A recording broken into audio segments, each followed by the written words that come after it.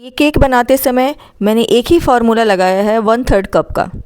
आप इस केक की मेकिंग देखेंगे और मेज़रमेंट देखेंगे तो आपको पता चलेगा कि ये 1/3 कप का फार्मूला क्या है। मेरा ये फार्मूला आप लगाइए और बिना फेल हुए ये क्रिसमस केक या प्लम केक आप बना सकते हैं। ओकेज़न चाहे कोई भी हो, पर टेस्ट का कोई ओकेज़न नहीं होता। टेस्टी चीज़ तो हमेशा खाई जाती है और एक बार आप इस तरीके से प्लम केक बनाएंगे तो ये रेसिपी आपको मेज़रमेंट वगैरह कुछ भी याद रखने की ज़रूरत नहीं पड़ेगी। आप जब चाहें 1/3 कप का फार्मूला लगा करके ये प्लम केक आप बना सकते हैं। अंदर से आप देख सकते हैं कितना सॉफ्ट बनकर ये तैयार हुआ है। कलर कितना अच्छा आया है, हर जगह अच्छे से जाली है और जो ड्राई फ्रूट्स और नट्स हैं वो इवनली सब जगह फैले हुए हैं। तो आप देख सकते हैं किस तरह से इसकी कटिंग करके मैंने रख दी है ताकि कोई आए जाए उसे सर्व कर सकूं। तो सॉफ्टनेस आप देख सकते हैं कितनी बढ़िया है। एक एक बाइट में जिसके नट्स और ड्राई फ्रूट्स आएंगे। चलिए इसे बनाना शुरू करते हैं। तो हाय एवरीवन, मैं हूं आशा और आशा इज़ी कुकिंग में आपका स्वागत है। तो ये प्लम केक बनाने के लिए सबसे पहले ज़रूरत पड़ेगी हमें ड्राई फ्रूट्स की, और इसमें सबसे इम्पॉर्टेंट है ये ब्लैक किशमिश, यानी कि ये जो ड्राइड प्लम्स हैं इससे हमें ये प्लम केक बनाना है। बाकी सारे ड्राई फ्रूट्स आप अपनी मर्ज़ी के ले लें और उसे काट कर के ले लें। मैंने यहाँ पर ब्लैक रेजिन्स और गोल्डन रेजिन्स दोनों ली है, साथ में क्रैनबेरी लिया है और बाकी जितने तरीके के ड्राई फ्रूट्स, काजू, बादाम, अखरोट, ये सारे लिए हैं। और 1/3 कप का फार्मूला हम यहीं से लगाएंगे। 1/3 कप हम यहाँ पे टूटी फ्रूटी ले लेंगे। इसके बाद हम चीनी को कैरामलाइज़ करेंगे, तो चीनी भी हम यहाँ 1/3 कप लेंगे। सिर्फ आटा और मिल्क पाउडर, इन दो चीज़ों को छोड़कर सारी की सारी मेजरमेंट हम इसी से करेंगे। इसी कैरामलाइज शुगर को हम केक में यूज़ करते हैं, उससे केक का कलर आता है। तो उसमें कोई कोको पाउडर वगैरह नहीं डलता, इस चीनी से ही उसका कलर चेंज हो जाता है। तो आप देख सकते हैं चीनी को स्लो फ्लेम पर रखकर धीरे धीरे मैं पका रही हूँ। इस थोड़ी देर में ही ये पूरी तरह से पिघल जाएगा और इसका कलर चेंज होना शुरू हो जाएगा। तो ये आप देख सकते हैं अभी ये हल्के रंग का है, थोड़ा सा और ये कलर चेंज कर ले, फिर हम आगे का प्रोसेस करेंगे। आप देख सकते हैं इसमें झाग अच्छे से उबाल आ गया है और इसका कलर अच्छी तरह से चेंज हो गया है। अब हम क्या करेंगे, यहाँ पे गैस को बिल्कुल कम रखेंगे और उबलता हुआ पानी इसमें डालेंगे, और वो भी धीरे धीरे, क्योंकि इस समय ये बहुत छींटे देता है। अगर आप इसमें ठंडा पानी डालेंगे तो ये बहुत ज़्यादा छींटा देगा। उस छींटे से बचने के लिए इसमें एकदम बॉइलिंग वाटर डालें, तो उससे क्या होगा, छींटे कम आएंगे और ये आराम से इसका सिरप बनकर रेडी हो जाएगा। उबलता हुआ पानी डालने से चीनी में लंप नहीं बनेंगे और फटाफट से इसका सिरप बनकर रेडी हो जाएगा। तो जैसे ही इसका सिरप बनकर रेडी हो जाए, हम सारे ड्राई फ्रूट जितने हमने कट कर रखे थे वो सारे हम इसमें डाल देंगे और इसको 10 सेकंड के लिए इसके साथ बॉईल होने देंगे। तो ये आप देख सकते हैं मैंने इसमें ड्राई फ्रूट डाल दिया है सारे, और ये वज़न तो मैंने नहीं किया है, पर ड्राई फ्रूट्स बहुत सारे हैं। ये इस केक में जो ड्राई फ्रूट्स हैं वो बहुत ही अच्छे लगते हैं। तो यहाँ आप देख सकते हैं अच्छे से उबाल आ गया है और ये 10 सेकंड बाद मैं गैस को बंद कर दूँगी और इसे ठंडा होने के लिए छोड़ देंगे। अब आगे का कोई भी प्रोसेस करने के लिए हमें इसके ठंडे होने का वेट करना होगा। इसे ढक कर के रख दूँगी ताकि अंदर की स्टीम से ये अच्छे से फूल जाएं सारे ड्राई फ्रूट्स, और थोड़ी देर में मैं आपको दिखाऊंगी कि ड्राई फ्रूट्स किस तरह से फूल गए हैं।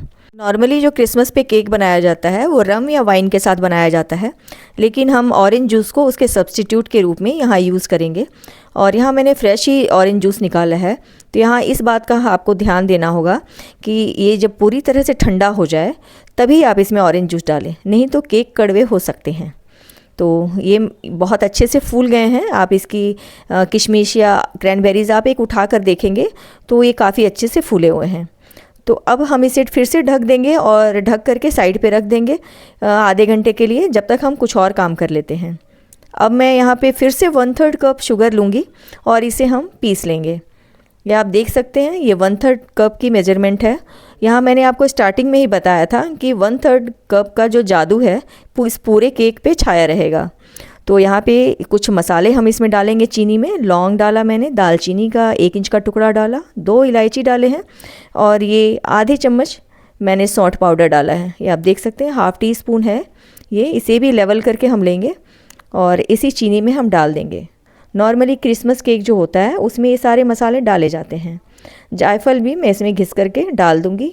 ये लगभग आधा जायफल मैंने घिस करके इसमें डाल दिया है। इन मसालों का टेस्ट इस केक में बहुत बढ़िया आता है। तो अब मैं चीनी को ग्राइंड कर लूँगी।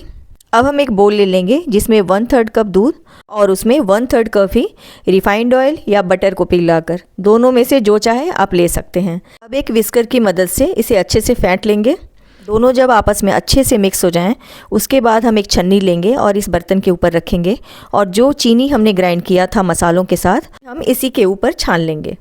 तो मसालों में हमने जो इलायची वगैरह डाला था उसके छिलके वगैरह वो बहुत सारे इस चीनी में रह जाते हैं, तो इसे हम अच्छी तरह से छान करके ही लेंगे, नहीं तो बहुत सारे छिलके वगैरह मुंह में आएंगे। आप देख सकते हैं थोड़ा बहुत कुछ वेस्ट रह गया है जिसे मैं फेंक दूंगी और इन सबको फिर से अच्छे से फेंट लेंगे। थोड़ी देर तक इसे मिक्स करेंगे जब तक कि चीनी इसमें से अच्छे से घुल मिल ना जाए।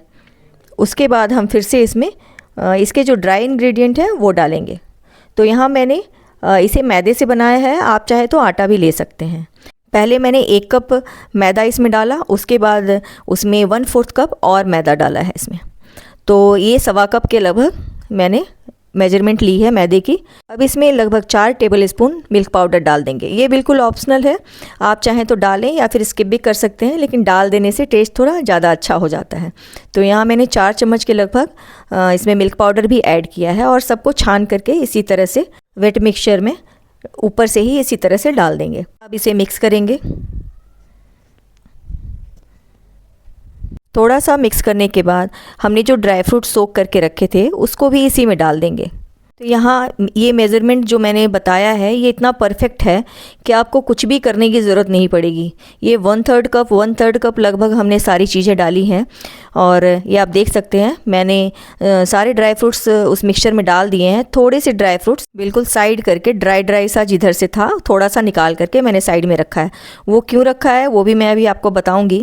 तो इस तरह से आप देख सकते हैं सभी को मिक्स किया है मैंने और ये कंसिस्टेंसी कुछ इस तरह से इसकी हुई है। और यहाँ आप देख सकते हैं कि इसकी कंसिस्टेंसी बिल्कुल परफेक्ट है। यहाँ 1 चम्मच भी आपको दूध दही कुछ भी ऐड करने की अब ज़रूरत नहीं है। इसके बाद हम इसमें सेम उसी छन्नी को रखेंगे और 1 टीस्पून बेकिंग पाउडर और ½ टीस्पून बेकिंग सोडा हम डाल करके छान करके ही लेंगे। बेकिंग जो सोडा होता है उसमें कभी कभी गांठे वाठे सी बंधी होती है, तो एक ही जगह केक में जाकर ना अटक जाए, इसलिए इसको छान करके लेना बहुत ज़रूरी होता है। तो छान कर ही लें। यहीं पे इसी के ऊपर मैंने वनीला एसेंस डाल दिया है ताकि जो वनीला फ्लेवर है वो भी थोड़ा बहुत इसमें आ जाए और ये जो बेकिंग पाउडर वो भी एक्टिवेट हो जाए। अब इन सबको हम अच्छे से मिक्स कर लेंगे और मिक्स करके ज़्यादा देर के लिए नहीं रखेंगे, इसे फटाफट से हमें मोल्ड में डालना है। तो मैंने तो यहाँ मोल्ड को पहले से तैयार करके रखा है, ग्रीस करके बटर पेपर वगैरह लगा करके आप इसे रेडी करके रखें और उसमें फटाफट से डाल दें। ज़्यादा देर इसे रखने से ये एक्टिवेट हो जाते हैं तो फिर अच्छे से राइज़ नहीं होते। तो यहाँ सब कुछ मैंने डाल लिया है। अब इसे 2 बार टैप कर दूँगी। दूसरी साइड गैस पर मैंने कढ़ाई एक नमक डाल करके मैंने गर्म होने के लिए भी रख दिया है। तो अब हम क्या करेंगे, ये जो नट्स मैंने निकाले थे उसे हम केक पर इस तरह से डाल देंगे ऊपर से। ये केक की डेकोरेशन नहीं है क्योंकि जैसे ही केक राइज होगा ये सारे नट्स अंदर चले जाएंगे। ऊपर से इन नट्स को डालने की वजह से जो केक है उसमें सभी जगह नट्स आपको दिखेंगे। केक को डेकोरेट हम कब करेंगे ये मैं अभी आपको दिखाऊंगी। तो इस तरह से मैंने ये नट्स को यहाँ पे डाल दिया है। अब इसे हम बेक करने के लिए कढ़ाई में रखेंगे। तो यहाँ पे जो कढ़ाई है मैंने पहले से गर्म होने के लिए रख दी थी, ये आप देख सकते हैं। इसमें नमक डालकर और इस तरह से स्टैंड डाल करके इसे यहाँ पे रख दिया था। तो अभी अच्छे से गर्म हो गया है। इसमें फटाफट से हम ये केक का जो बर्तन है उसे रख देंगे। ये पहले से आपको तैयार करके रखना ही होगा। अगर ये पहले से अवन इसका रेडी नहीं है तो केक अच्छे से राइज़ नहीं होता।